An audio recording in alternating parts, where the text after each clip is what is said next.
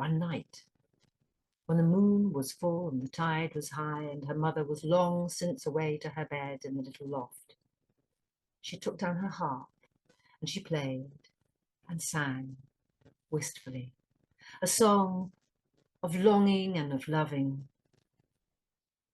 Her voice rose and fell like the waves, and the notes of the harp tumbled from her fingers, flowing through the open door, across the little garden, over the cliff and down to the sea. From the bay she heard the bark of a bull seal, and then she thought she heard a voice singing softly in reply in a lilting tongue, the sound wafting to her ears on the night breeze, and then it was gone. Gwilym hung her harp back on the wall and, sighing, carried the lamp into her little room, where she turned back the quilt with the stitched waves and the seagulls after which she was named, turned back the linen sheet, blew out the little lamp, and lay down to sleep. In the distance, as she fell into her dream, she heard the bark of the bull seal again. She dreamed of a young man come to love her in the night. As he slipped in beside her, naked as a seal, she smelled the scent of kelp and felt his skin slick and salty against hers. Gwilym and Chariad, my darling, he whispered.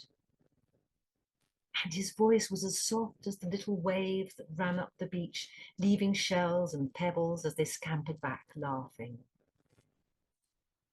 My Chariad, love me, sighed Gwilym, and they rocked together like a boat on the swell. He held her in his arms until the sky began to pale. Then he slipped away as the tide turned and ebbed, and she woke to hear the barking of a bull seal out in the bay. Then she fell back into a dreamless sleep until the sun crept over her windowsill. Gwilym woke and stretched lazily, hearing the kittiwakes call as they wheeled overhead. She pulled back the wave and seagull quilt and the linen sheet and was surprised to find there was sand in the bed and a little sprig of kelp upon the pillow.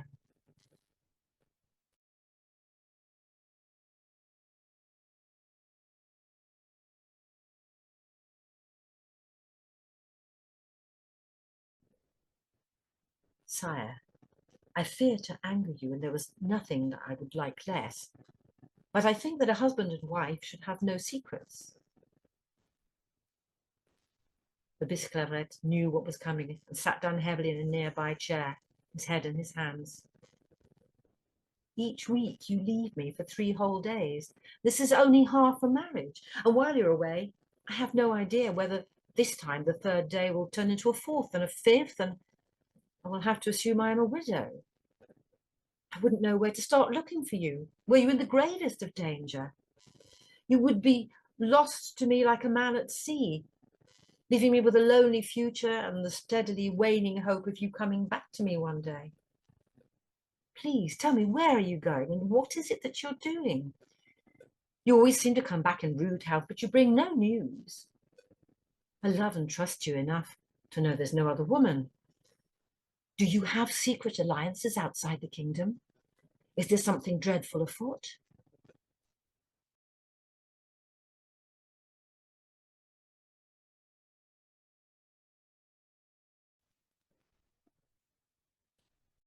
Is it working? Can you hear me? Is anybody there? It's working. Oh, somebody spoke. Somebody spoke to me. Hello, you lot. It's me again. Easter bonnet. What do you think, eh? New Easter bonnet. Well, I'm here now to tell you a story about when I was young, just an apprentice fairy godmother. The night had been long. There had been a great deal of bustling to and fro of ladies in waiting with their sleeves rolled up, bringing towels and hot water and whatnot. The Queen was lying comfortably propped up on a pile of lacy pillows, looking down at a little red face on the pillow in the crib next to her. It had put in its first cross and noisy appearance in the early hours, and now the Queen could faintly hear the strains of a herald's trumpet far below at the castle gate, announcing the good news. Her husband, the King, had been stomping around the palace since dawn, proud as a peacock and all puffed up, while the Queen was feeling rather puffed out and peed off. After all, she'd made a rather larger contribution to the production of this small person, and here was the King taking all the credit. It wasn't him who'd eaten all that gingerbread with gherkins and pickled onions, the raw liver and the charcoal croutons in her soup. She'd been forced to bow out of the line dancing competition too, which she'd been tipped to win, and only marginally because she was the Queen.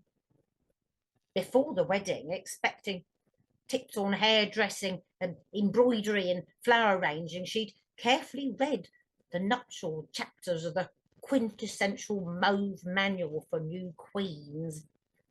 Even the footnotes, some of which had been veiled by little modesty flaps of glassine and included graphic diagrams that required close inspection with one eye closed, holding the book at arm's length and one's head on one side.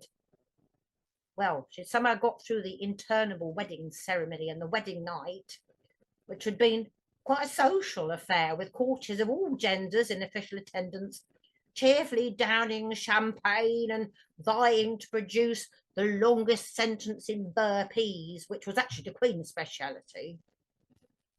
She could get most of the way through the alphabet or recite Sister Susie sewing shirts for soldiers all in one burp.